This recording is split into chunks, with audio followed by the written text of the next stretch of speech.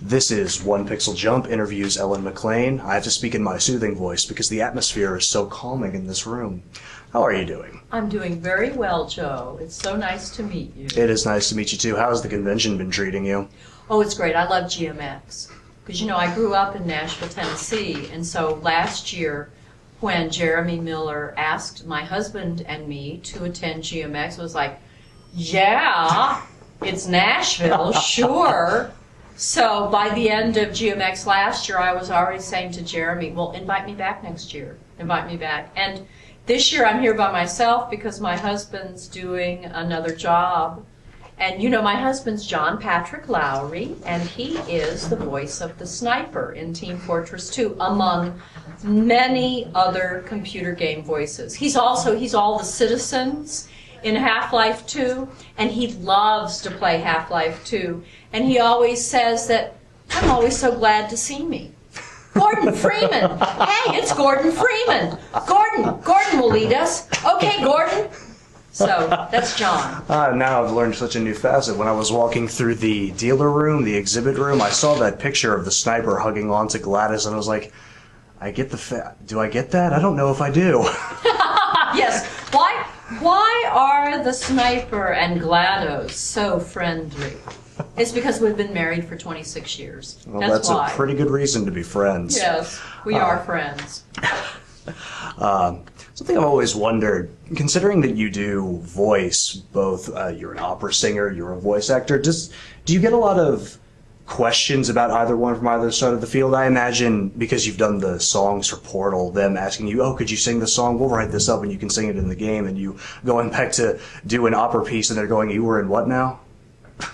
Well, you know, the interesting thing about the first song for Portal, Still Alive, by Jonathan Coulton, they had never heard me sing. They're wonderful people at Valve. You know, of course, producer Bill Van Buren and the writers Eric Wolpaw, Jay Pinkerton. Kim Swift was the head on that whole project for Portal. They knew that they wanted Jonathan Coulton to do something for a Valve game, but they didn't know which one. While they were creating Portal, they thought, oh, we'll have a song over the closing credits. Oh, Ellen tells us she's a singer. We'll have her sing it. They never heard me sing. Oh, so I think, what a leap of faith. I feel very lucky that they trusted that I could sing. Oh, that certainly is impressive. I really assumed that they set that up entirely beforehand. No, we were working on Portal. They loved Kim Swift and Eric Wolpaw, loved Jonathan Coulton's work, and they wanted to use him somehow. But it wasn't immediately. They didn't know, oh, we're going to hook him up to the Portal game. No, it was just, we're going to use him somehow. We don't know where. But he ended up writing Still Alive. Jonathan Coulton, you know, took the game in one of the beta versions, played the game. He studied, you know, all the information. He studied GLaDOS, and I think he came up with just a wonderful song capturing the character of GLaDOS. That at the end of the game, you know, she's saying, no, you didn't kill me, I'm still alive. Which opened them up to make a sequel, which was so great. I'm so glad they made Portal 2 because I got more work. Yay! That does sound like it would be a good thing. But you know, then of course they had to have Jonathan Coulton write another song. But I didn't know that Mike Moraski, who wrote the whole score for Portal 2, was going to write, you know, this music for all the little turrets to sing, and have the little short fat turret be a soprano. So, I mean, you know, what a wonderful thing to happen for an opera singer to get to sing that beautiful music that Mike Moraski wrote. So I feel very fortunate, Joe. Oh, that sounds like quite an experience to go in and being able to flex your singing talents, just have the game be set up for you in that way.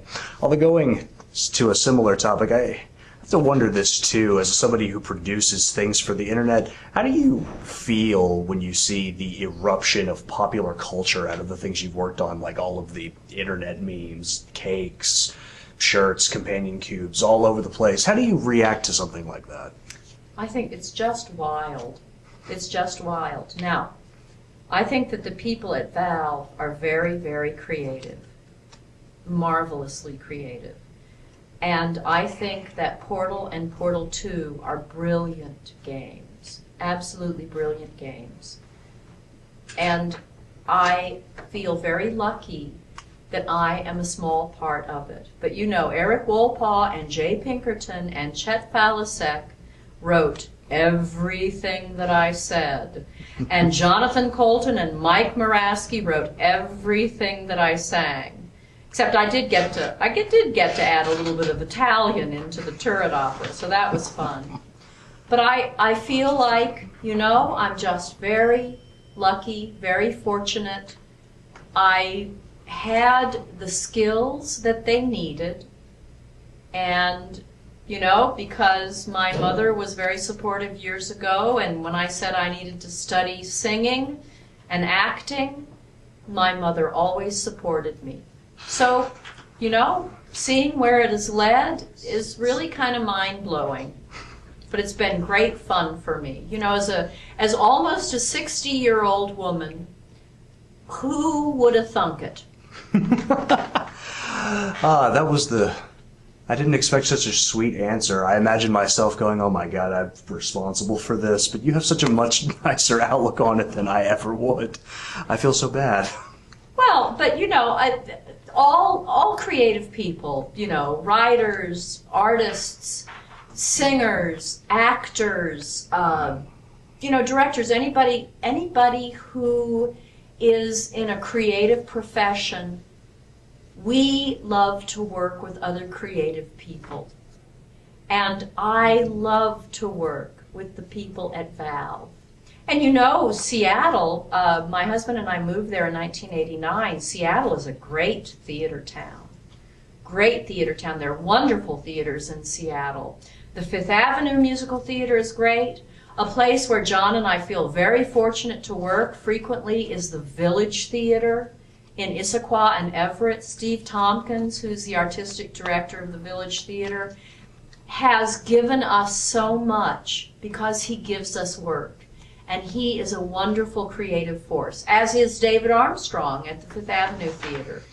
And there are many other theaters in Seattle, Seattle Shakespeare Festival, Book It Theater, that's run by two wonderful women in Seattle, Book It Repertory Theater, and we feel very lucky. We also work with a company called Jim French's Imagination Theater. And Jim French is a great radio personality who has had a radio theater production company for many, many years. And we do radio drama with Jim French. So once again, that's voice work. John, my husband, is the voice of Sherlock Holmes for the whole Sherlock Holmes radio drama series. Oh, wow. So Seattle is a great artistic town. Wonderful, wonderful place to be. You know, one of the jobs that John and I are going to do next, we're going to appear with the Seattle Symphony, and we're in a program called Beyond the Score. And John and I are going to talk about Mahler's Fourth Symphony. We'll be on stage with the Seattle Symphony, and we'll be with our friend Steve Reeder, and we'll be talking about Mahler's Fourth Symphony. So it's sort of a musical appreciation concert, and then the second half of the concert is all of Mahler's Fourth Symphony. So we get to do very, very interesting work in Seattle. It sounds absolutely wonderful. I can certainly speak to creating on your own is always nice, but it's really nice to just get in and mix it up with somebody else, somebody to bounce ideas off of. Oh yes, absolutely, absolutely, because you are inspired by other people. So if you're working with other people, you are better because you have the inspiration from outside, not just the inner inspiration. You have it from the outside. It is very, very nice. Can you tell us about, I mean, I know how hush-hush certain projects can really be when they're in their younger stages, can you tell us about anything that you're going to be working on, moving towards? Well, one project that I just worked on, I worked with Guillermo del Toro, the wonderful Mexican director, and my voice is going to be in Pacific Rim. And it's scheduled for release in July 2013.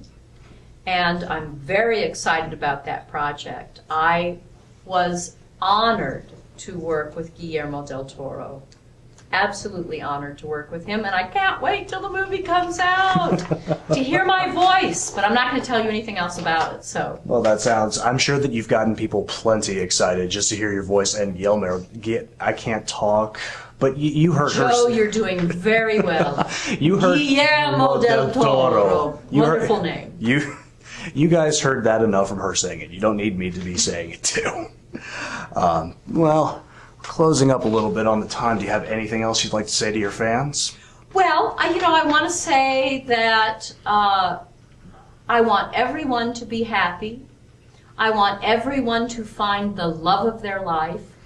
I was very lucky in 1984 to find the love of my life in Mr. John Patrick Lowrie, author of his own book, Dancing with Eternity. Just going to hold that card up right in front of the camera. Right, they probably can't even read that. Dancing with Eternity. That book is available on Amazon.com. It's available for Kindle, Nook, or you can get a hard copy of it. And my life has been fun because I have been with the love of my life for 26 years, and I want everyone to be with their partner in crime and be happy. That's what I wish all of your listeners, Joe, is that everyone should find the love of their life, and then everything else is gravy. Oh. Just be happy in life, and good work will come to you.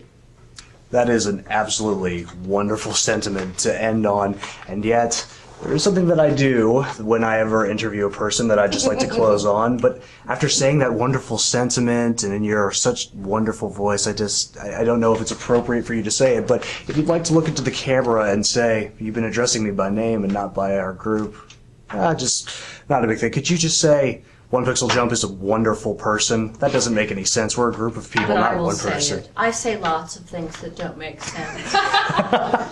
Well, if you'd be willing to say it for me, that would be wonderful too.